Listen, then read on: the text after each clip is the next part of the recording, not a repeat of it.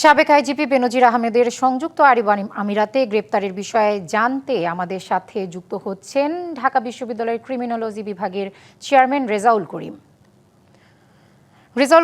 সরকার বলছে আলোচিত সাবেক আইজিপি বেনজির আহমেদকে দেশে ফিরিয়ে আনার ব্যাপারে আমিরাতের সাথে কূটনৈতিক তৎপরতা শুরু করা হয়েছে। তাকে ফেরানো কতটা সহজ বা কঠিন হতে পারে? ওকে, বর্তমান সময়ে আহ, আহ, বেনজির আহমেদকে গ্রেপ্তার করা এটা একটা আসলে আমাদের যে আইনের শাসনের ক্ষেত্রে সবচেয়ে বড় একটা অগ্রগতি ভূমিকা দেখতে পাচ্ছি আমরা। এবং বর্তমান সময়ে যে বিচারহীনতার যে একটা সংস্কৃতি ছিল সেখান থেকে বেরিয়ে আসার অন্যতম একটা মাধ্যম হিসেবে আমরা দেখতে পাচ্ছি। কিন্তু আসলে আপনি দেখবেন যে যখন কেউ একটা দেশের ক্রিমিনাল যখন বাহিরে অ্যারেস্ট হয় সেক্ষেত্রে কিন্তু অনেকগুলো চ্যালেঞ্জ থেকে থাকে। আপনি সেক্ষেত্রে আমরা দেখি যে অনেক সময় আহ যখন ইন্টারন্যাশনাল ক্রিমিনাল যখন অন্য দেশে অ্যারেস্ট হয় তাকে আসলে ফিরিয়ে নিয়ে আসা অনেকখানি চ্যালেঞ্জ ফেস করতে হয়। তো সেই চ্যালেঞ্জ ফেস করতে হওয়ার পিছনে অনেকগুলো কারণ থেকে থাকে। কারণ আপনি দেখবেন যে অনেক সময় অনেক দেশের সাথে বন্দি বিনিময় চুক্তি থাকতে হয়। তো প্রথমত আমাদের কিন্তু সেই বন্দি বিনিময় চুক্তিটা আমি যতটুকু জানা আছে আমার কাছে জিনিসটা এখনো পর্যন্ত হয়তো দুবাইয়ের সাথে নাই। এবং শুধুমাত্র যে বন্দি বিনিময় চুক্তি থাকলেও কিন্তু হয় না, অনেক সময় ওই দেশের সাথে একটা ভালো একটা কিন্তু রিলেশন থাকতে হয়। যেমন আপনি দেখবেন যে বাংলাদেশের ক্ষেত্রে যেমন 2015 সালে উলফা যে প্রধান অনুপ চেটিয়া তাকে বাংলাদেশ থেকে গ্রেপ্তার করে ইন্ডিয়াতে নিয়ে যাওয়া হয়েছিল। তার মানে একটা দুইটা রাষ্ট্রের মধ্যে একটা অনেক ভালো একটা সম্পর্ক তখন থাকতে হয়। ঠিক সেম ভাবে বর্তমান সময়েও কিন্তু আমাদের দুবাইয়ের সাথে কেমন রিলেশন আমাদের ডেভেলপমেন্ট করতে হয় সেই বিষয়টা কিন্তু এখানে অনেক বেশি জরুরি। এবং আপনি দেখবেন এখানে শুধুমাত্র আবার যে বন্দি বিনিময় চুক্তি থাকতেই হয় এমন না।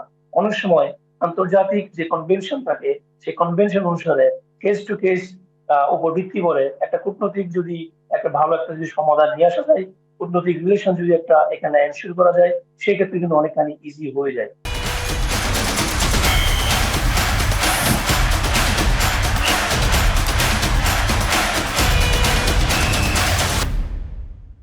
এবং আপনি দেখবেন এই ক্ষেত্রে অনেকগুলো বিষয় আসলে চ্যালেঞ্জ থাকে।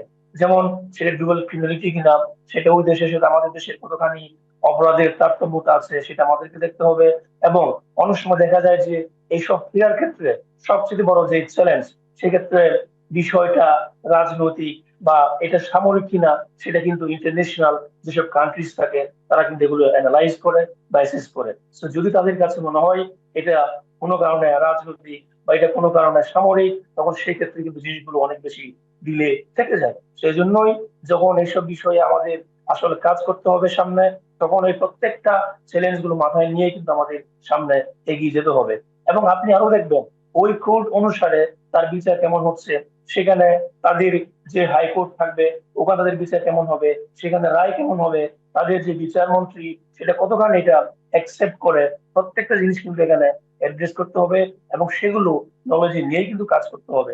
আপনি ইন্টারন্যাশনালি দেখবেন যে তার মানবাধিকার নিয়ে অনেক বেশি সোচ্চার।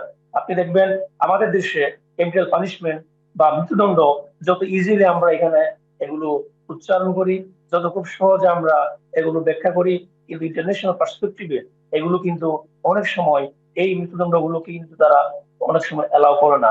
তো তার পিছনে যে অপরাধগুলো সেসবের পানিশমেন্ট ক্যাপিটাল পানিশমেন্ট হয় কিনা, যদি হয়ে থাকে সেই ক্ষেত্রে ওই দেশ বা তারা কোনো চ্যালেঞ্জ দেয় কিনা বা মানবাধিকার এইসব বিষয়ে কি কি কাজ আরও করে, একটি কি বিষয় কথা আপনার কাছে বলবে। আমরা জানতে চাইছিলাম, সাবেক এই আইজিপিকে ফেরাতে কোনো আইনি জটিলতা আছে কি? আইন জটিলতা যেটা বললাম যে অনেক সময় এই যে আমাদের যে বন্দি প্রত্যর্পণ যে চুক্তি এক্সট্রাডিশন, সেই বিষয়টা কিন্তু আগে আমাদের দেখতে হবে ওই দেশের সাথে আমাদের এক্সট্রাডিশন কতখানি এটা আমাদের সাথে অ্যাটাচ সেটা দেখতে হবে। যদি এক্সট্রাডিশন যদি প্রপারলি এখানে কাজ না করে সেই ক্ষেত্রে ইন্টারন্যাশনাল কনভেনশন অনুসারে কেস টু কেস আমাদের তাদের কি রিলেশন সেটা কিন্তু বের করে নিয়ে আসতে হবে। তাদের যে আপনি দেখবেন যে স্পিকার যে কোড সেটা আমাদের তাদের ক্ষেত্রে মানে এলাও করে কিনা সেসব দেখতে হবে। আইনি জটিলতা এটা তো আর একদিনই বিষয় না, এটা হচ্ছে পারস্পরিক দুই দেশের মধ্যে এমন সম্পর্ক এটির উপর অনেকখানি ডিপেন্ড করে।